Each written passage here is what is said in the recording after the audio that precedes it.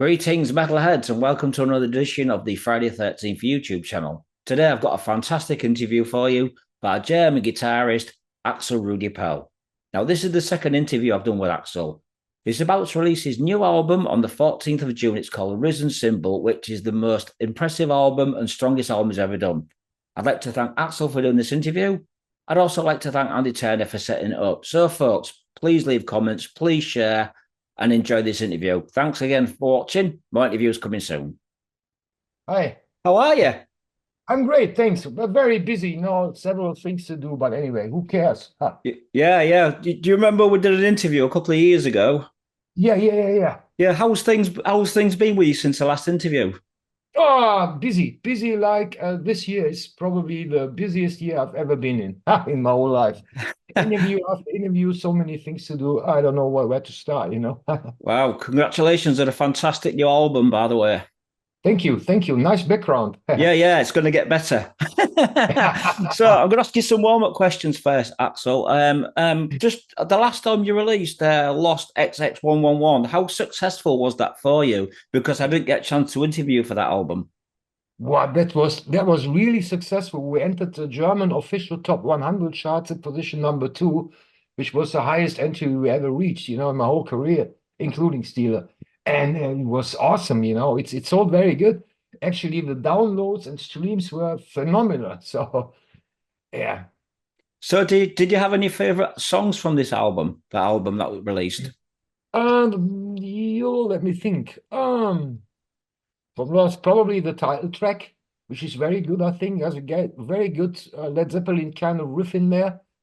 And of course, every I can't pick one song because they're all my little babies. When I pick one, they will cry, I know throughout your career you've always been with Steamhammer SPV, even with Steeler. You have a real good repertoire with that label, don't you, with Ollie Han and the crew? I'm very satisfied with them. I know what they can, I know what they don't can. But the most important thing, they let me do what I want. They don't ask for, you want to make a new record? We have to have a demo first. You have to listen to the tracks. They don't care. They trust me and I trust them. So it's a good chemistry there. Okay, then. So I didn't ask this question to you last time we did an interview, but what guitars do you actually play, and what's your rig? What sort of amplifiers and effects do you have, just for guitar players watching this? Okay, so I'm mainly play Fender Stratocaster, different ones. I got a few vintage ones, a few reissues. Of course, every guitar with a scallop neck, like Yngwie.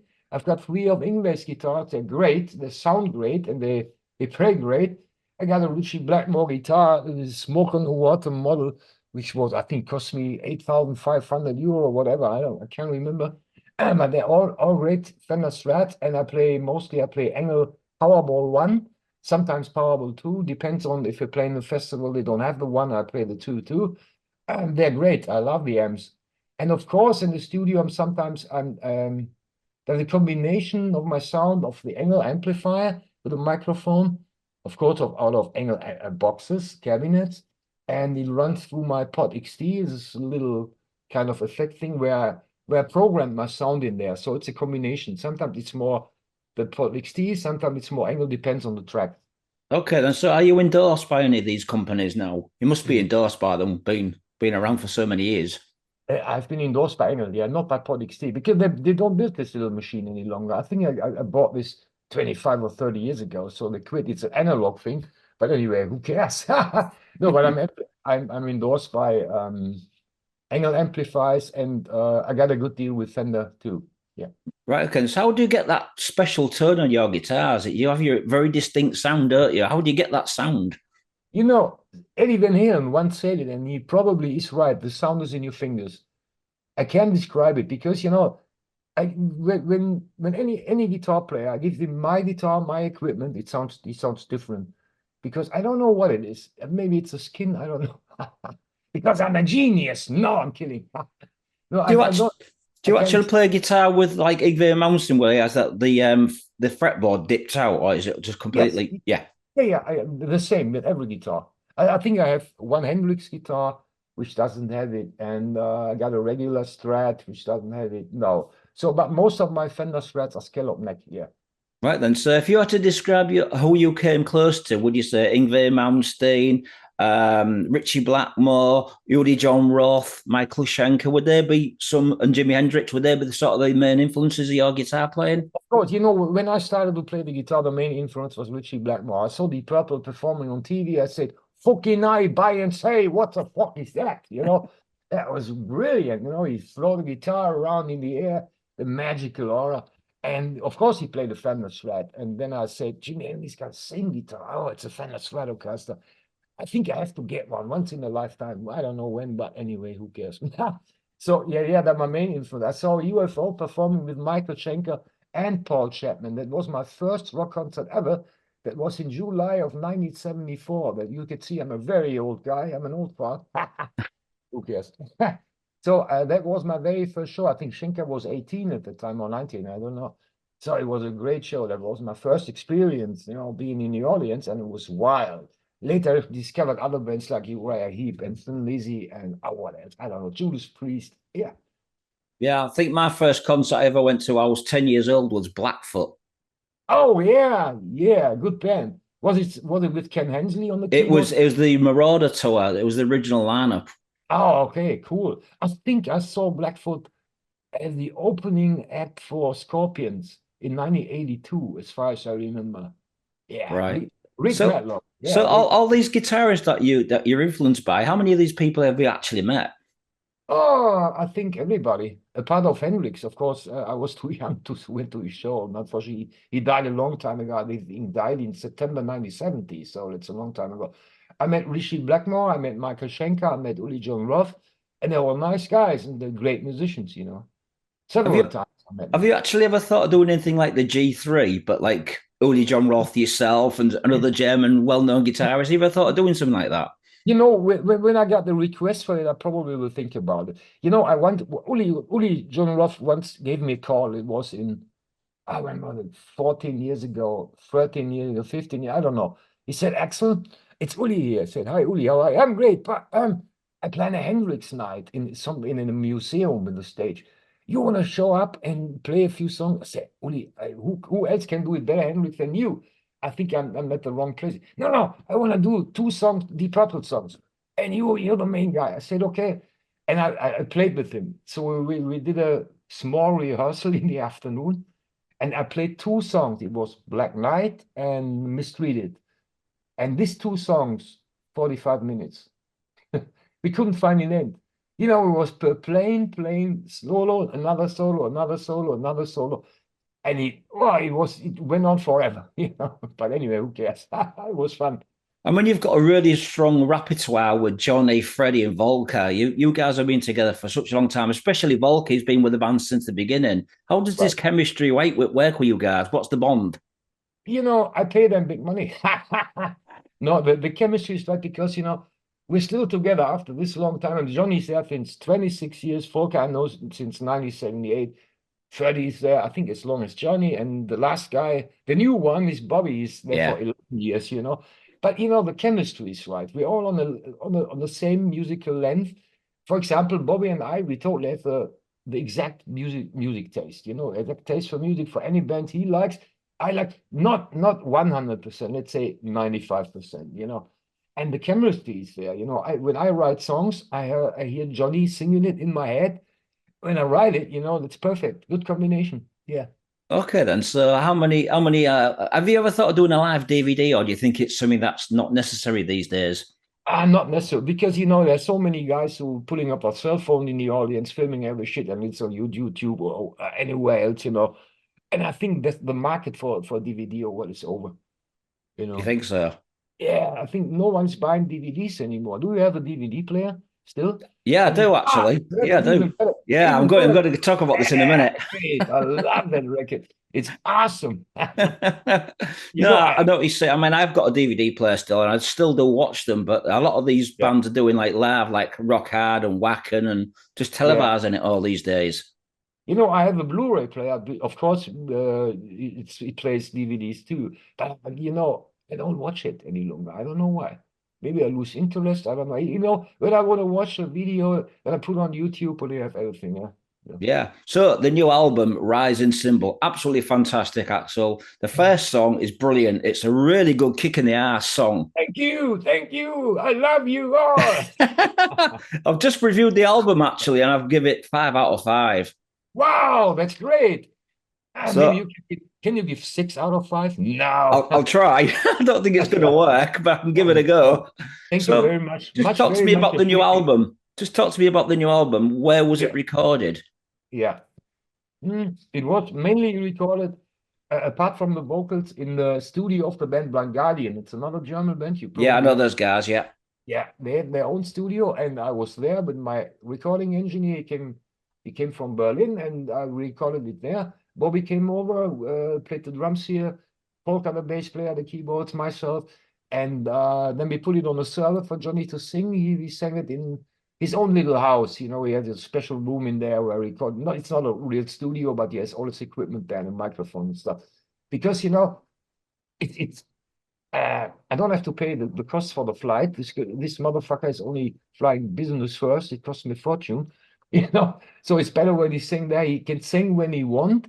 He don't have the pressure after breakfast or even he say, Axel, a singer, I can't start before the afternoon, and then we have to wait and sit and whatever. So it's better than when he's recording there in New York, and it's cool. Yeah. So I mean, the album title, A Rising Symbol. Who came up with the title? Me. Okay, it's a great album cover, by the way, with the pyramid on fire. It's absolutely fantastic. It's gonna look at it great as a t-shirt. Is it risen symbol or rising symbol? It's risen, right? Risen symbol, sorry. Risen symbol. Maybe I was wrong. I don't know. Okay. What was the question again? What? I mean, the artwork. I mean, who came up with the title yourself? I mean, the artwork is fantastic. This pyramid on fire. It's going to look fantastic as a t-shirt. That's right. There will be 2 t-shirts with this thing on the front. Yeah. And something special with the anchor cross in the back with all the tour dates and stuff. Yeah, we have it with us on tour and afterwards in the online shop when there still are a few available. I don't know. So I mean, who did the artwork for this album? Has he done previous albums with you guys? I used to have an artist, a British artist, who committed suicide a couple of years ago. Oh shit! Yeah, shit. I think it was maybe 4 or 5 years ago. I'm not sure about the right exact time. And then I found another German artist who did the last, I think, 3 albums, which was really cool, which I love, like Diamonds Unlocked cover, and I think he did Lost 23 too. But this time I thought, I'm working a bit with AI, and I said maybe I can do it by myself. And it took me weeks and months to get this cover done by myself. I said, I mean, it's not good for the painter, for the guy who works actually makes a living from that. But I think it doesn't get better than this. Who can paint it exactly like I wanted to have in that way? Nobody. So I said, okay, let's give it a try. Like I said, it took me several weeks and then it was done. And I was saying, yeah. Absolutely great cover. I mean, so Risen Symbol, what other titles did you have for the album? Because, I used to have a record out in the 90s, I think 1996, called Black Moon Pyramid. That's right. Yeah. Yeah, you see the top of the pyramid, only the top, and some crazy birds flying around, whatever. And with the musical background on this album, with like a little Oriental stuff and whatever, Arabian scales, and I think maybe it's a good idea to have a pyramid back on the front because it's kind of Oriental, Yeah. And that's the reason why. And Risen Symbol is nothing else like the resurrection of the pyramid. The Risen Symbol is there again. Yeah. I know your previous album that you just mentioned was a very dark cover, like purple and black.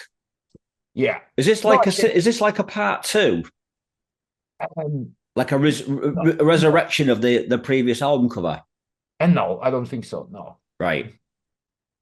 Okay, so I mean, the songs on the album, how long did it take to write the songs? I mean, I guess Johnny's writing all the lyrics and you're doing all the music yourself. No. Yes, Jesus, Mary, and the Holy Ghost. I'm writing every song by myself, music and lyrics. Wow. The reason for that was when Johnny joined the band 26 years ago, I asked Johnny, you know that I had Jeff Scott Soto before Johnny in the band, and I asked Johnny, Jeff sometimes likes to write some lyrics, maybe it's only a verse or a chorus or a complete song. Johnny said, oh, I'm not sure why. I don't like to write lyrics, to be honest. I said, okay, but you have to sing them. Yeah, well, he said, I'm American, we don't have kings, queens, castles, and dreams in America. You're a European guy. You have all the background from the castles and kings and stuff. We don't have it here. So, and he said, I would write about California beach girls. I say, fuck you, I'm writing the lyrics by myself. And that's the reason why I'm writing them by myself. Yeah. So how long did it take for you to write the songs and music? I'm always writing. When it happens, when I just finished a record, I'm going back home with my gear, put out the guitars after 2, 3, or 4 days, just playing a bit. Sometimes a riff comes to my mind. Yes, wow, that's fucking great. I press the recording button of my cell phone to get the idea, and I'm collecting these little bits and pieces for a period of months and years, and put it on the computer. I never listen back to all of them, just in the end. Sometimes it happens when I'm at the grocery store buying a piece of meat or whatever, a melody comes to my mind. I hum it in the cell phone, and the people around me must think, oh, this guy's motherfucking crazy. What's he doing? I don't give a fucking shit, just to keep the idea. And then I sit down and make real songs of it. Maybe probably idea number 38 fits perfectly to idea number 72. And then I sit down. It takes me 6 to 7 weeks to make the real songs out of it, including all lyrics. Wow. And then I put everything on a demo in my home with all guitars, bass, keyboards. I play everything by myself. I even sing by myself, but you won't listen to that. It's crap. I can't sing. I don't have a singing voice, Maybe release it as a bonus CD with you singing. No, that will be a big flop. I'm sure. No, I can't sing at all. Sometimes I hit the right notes, sometimes, but it's just for Johnny to get an impression about the melody and the vocals, syllabize and whatever. Yeah, and it took me. I started last year in September. I think it was the 14th of September. I started with my demos, and I was done, I think, by the end of October, beginning of November. And then we entered the studio on the 4th of December. Yeah. Wow. So, I mean, the very first song on the album, Forever Strong, that is a really, really heavy song, slap in the face. It really sets the album off. That was a perfect opening song. Did you think of doing any other songs on that album that could have been heavy like that as well? Yeah, just you mentioned Forever Strong will be the opener of the next shows, definitely. So, I mean, we didn't start to rehearse yet, so I hope it will be the opener. I hope it will work out. I'm pretty sure it will work out. So, what was the question? Sorry. I mean, that song is a very heavy song. Did you ever think of doing any other songs as heavy as that for the album, or was that just like a one-off? I don't have the intention. I don't have the feeling at that point. I love this track, but I don't have any ideas for another fast track. So when I have no ideas, no good ideas, I won't record it. So. Yeah, I mean, the second song, Guardian Angel, that's been released as a promotional video on YouTube. Yeah, right. So how do you see this album as a progression from the last album? I think it's a little darker. It's a little heavier. It's more heavy rock than hard rock. I got more influences of my favorite bands like Led Zeppelin and Rainbow Stargate, I think, Dio, whatever. But I think it's a little fresher than the last one or the last 2 or 3. And the production is much better. I like the sound a lot. And it's heavy. I don't know. I love it. I mean, you produced the album yourself. You don't need a producer, do you? You know what you're doing. It's just, What about engineering and mastering? Who did all that? Who did all that? I mean, I have a guy, just like I said, from Berlin. His name is Toby Geiger. He's my engineer, and he knows everything. And I worked with him since, I think, 6, 7, or 8 years. I'm not quite sure about the period of time. But anyway, he's a great guy. After all this year, he knows exactly what I have in my head. When there's an outstanding producer, I think that will be murder. Yeah. It's not working. Yeah. Well, I mean, you did a cover of Immigrant Song. I mean, that's been covered by so many other bands. No disrespect to yourself, but why did you want to do that as a cover on the album? I always wanted to do a cover version sometime in my life of Led Zeppelin because the song followed me since 1972, since it came out. But the original is only 2.5 or 2 minutes 40 seconds long. No guitar solo in there, no nothing. I say I love the melody, I love the riffing, I love Plant singing, whatever. But I've never felt that the time was right to make a cover version. The song was in my head all over the years, but I didn't find the right arrangement to make it an ARP-styled song, of course, with the original harmonies and melody lines. And I thought with the Oriental background like this time, I had something in my head, and we did it. I think I love it. I think it's a good cover version. Right. Do you think this album's very much inspired by the Arabic because of the artwork? Do you think it's Right. influenced the album a lot? Oh yeah, definitely. I mean, it's the opposite. At first, I had the songs, and then I had the artwork. I was working at the artwork in the back when I still was in the writing process or whatever. Yeah. Right. I'm going to say one song on the album that I really like. I'm going to try to say this, but I might get it wrong. It's called Ankahalia. Is it Ankahalia? Ankara. Right. Ankara What or does it Ankara. mean? What does it mean? That's a fictional city. I tell you exactly what it's all about. When you're in a desert, it's very hot. It's really hot. I mean, it's fucking hot. And you're thirsty, you're running out of water, and you're crawling through sand alone. And suddenly you see a beautiful place, a huge pyramid, and a huge city where the living is, where so many people, water, fruits, and whatever you love, you know. And you're crawling, you say, "Yeah, I'm there very soon."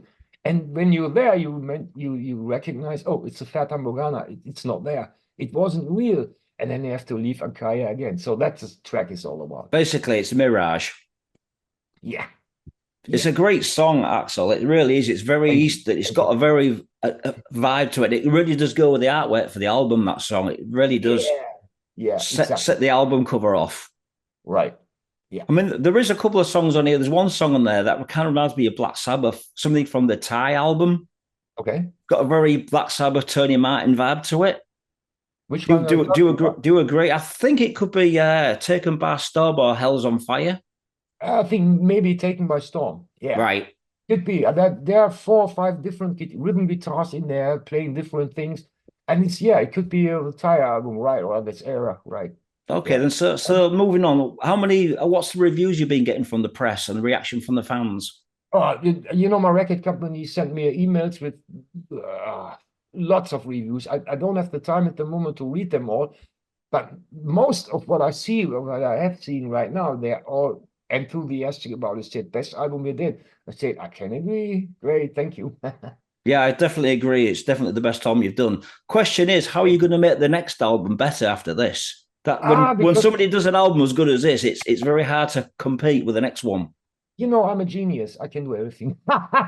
No, I'm kidding. I don't have a clue. You know, I haven't started yet. So, I mean, I'm collecting ideas. I already have a few riffs for the next record, which are fantastic.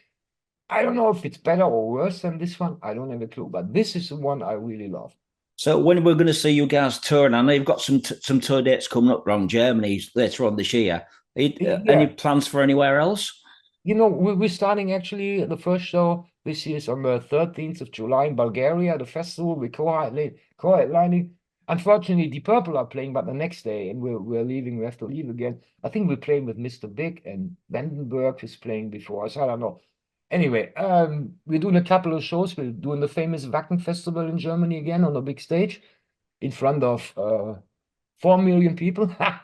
And then a real first leg of a real tour starts, headlining tour starts in October, runs through the whole October.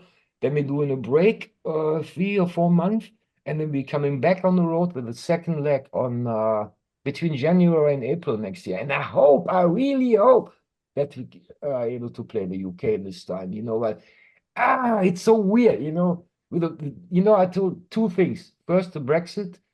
It costs such a lot of money to get all the gear over, the merch over, and whatever. And then it's you know, we played London 2 times. We played first time, we played in the club called Underworld, which is a famous. I've been there, yeah. Yeah, and it was very cool. I think 5 tickets were left to being sold out, and the people went wild. And we say, wow, great. And the promoter said, next time you come in, we're playing in a bigger venue. Say, great idea, you know. 2 years later, we're playing London again. Only half of the people show up. Really? Yeah. Say, what the fuck is going on there? And my crew already said, UK is over. With this kind of music, no, you will lose money.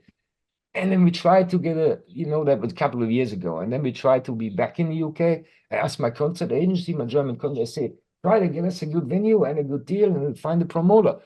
And, you know, I would love to play UK again. I would love to play at KK Steel Mill in Wolverhampton. Yeah, I would love that place, you know. I think London again, but maybe in the Sheffield area. I don't know. I don't have a clue. You know, we played a festival I think it was in Derbyshire. Oh, it was the Bloodstock. I was there. Yeah, that was great too. You know, we loved it. Yeah. I love to Yes. play in the UK. Yes. So are you playing any South American dates, American dates? Do you ever play Oh, anywhere in America? Or is that no, something America, no chance at all, because you know that I have, sorry, comes from smoking. I have two Americans in the band, and every year I ask my two Americans, Johnny, Bobby, what do you think about doing a few shows in America? And both of them say, Axel, will you lose money? This kind of music is definitely over in the States, definitely. If you're lucky, you get 100 or 120 people a night, and then you will lose money. I said, that's right. I said, probably, maybe there's a chance to be as a support band, but I don't have a clue. Yeah. If you had the chance to support a band, who would it be? Oh, Deep Purple, Scorpions, I had a funny whatever. feeling you'd say Deep Purple. Yeah, of course. Yeah. They have a new guitar player, and I think he's awesome. Yeah. Oh, have they? Okay, so Steve Morse has left.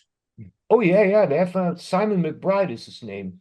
Okay. They just put out two new songs from the new record, which comes out, I think, in July. And I really love them. They're sounding 70s with a modern sound, and he's a great guitar player. It's cool. Okay. Have you ever played Japan? Are you playing Japan on No, this next tour? no. You know, I don't even have a deal any longer, a record deal in Japan. You know, Why? I used to have I think it was in 1998 when the first record that Johnny came out, Oceans of Time. I got a huge record deal with a huge Japanese record company, one of the three or two biggest there. And they really loved the album. They pulled it out. And then I said, okay, I would love to come down and do a few interviews, 3, 4 days. And then we're doing a tour. They said, yeah, wait. But first it has to hit the 10,000 markers. And he stopped at, I think, 9,400 or whatever. And other bands are probably sold more than 50,000, 60,000, Halloween, doubles, triple platinum, whatever, a few 100,000, but not me. And they don't have a reason for that. I don't have a reason too. And sometimes I just talked to a journalist from Japan, and he said, and he said, Axel, yes, Jesus, Mary, and the Holy Ghost, sorry. Oh, You got to quit smoking, Axel. yeah, I have to sneeze through. Sorry. And he told me that the market in Japan for this kind of melodic heavy rock or whatever you call it, it's probably over. The Japanese people are more into their folk traditional stuff. Say, are you kidding? Really? That's Yeah, bad. it's what we do. I mean, best example, Yngwie Malmsteen. He played in Budokan in Yeah. Tokyo, I think 4 or 5 times in a row, 20 or 30 years ago. And now he's playing in half of the venue only one time. You know, Yngwie was huge in Japan. You know, same with other bands. You know, and it goes down, down, down. Halloween, German band, same thing. Yeah, That's crazy. yeah, that's crazy. That's right. So I want to thank you, Axel, for doing this interview. Do you have anything to say to the fans watching this once again on YouTube? Yes, please buy our new album or download it or stream it, whatever. I'm pretty sure you will love it as much as we do. Thank you very much for having me. Very much appreciated. I'm glad that you like the new album, Risen Symbol. It's out tomorrow on the 14th of, no, the day after tomorrow, on the 14th of June, whatever, who cares? Buy it, get it. It's fucking great. I buy it, it's amazing. Enough said. Ah, Thank you, Axel. Have a brilliant day, my friend. thank you. Take care. And if you can share this interview on Facebook, I'd appreciate it. Okay, I'll do it. Okay, brother. Take care. Nice to see you again. Thank you. Thank you. Cheers. Auf Wiedersehen. Cheers. Bye bye. Cheers. Bye. Bye-bye.